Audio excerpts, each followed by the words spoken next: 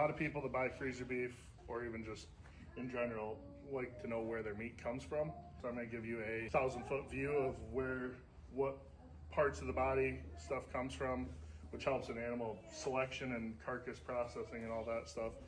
So you kind of start up here in your neck and your brisket. So obviously everyone knows what brisket is. That comes out of this flappy skin on the cow. You've got your neck, shoulder section, which you get in a lot of burger, extra meat, tender meat. You've got your rib section. You get your short ribs. Again, a lot of stew meat. You get your flank. You get into your short loin, which is the first part of the loin. It's where you're going to get your porterhouses, your ribeyes, your filet mignon, or rib roast, or rib steak type cuts.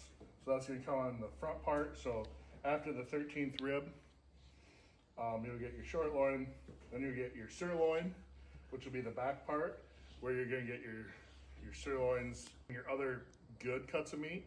But basically, cattle finish, if you draw a start and you draw an arrow, the type of finish that they get,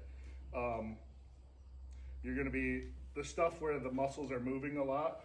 So your rump and your shoulder, a lot of that is going to be leaner. It's harder to put fat on those places.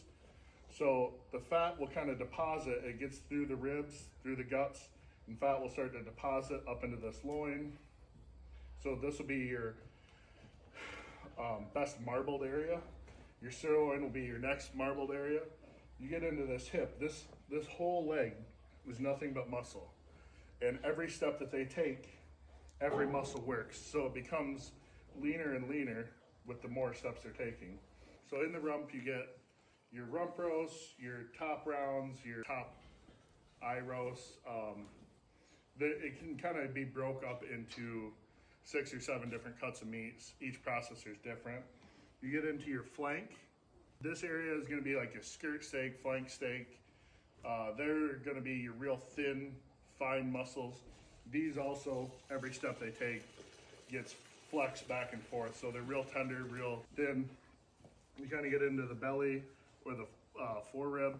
That's going to be out of your burger and your pretty much everywhere. Any waste is what gets turned into burger. So when you're butchering a cow, you're trying to get the best cuts of meat out first, and all your trimmings, fats, excess meat will go into burger. So if you're buying a half, you're splitting the animal in half this way. We no longer split cattle. You can't get a front quarter, rear quarter. You get a half of a half.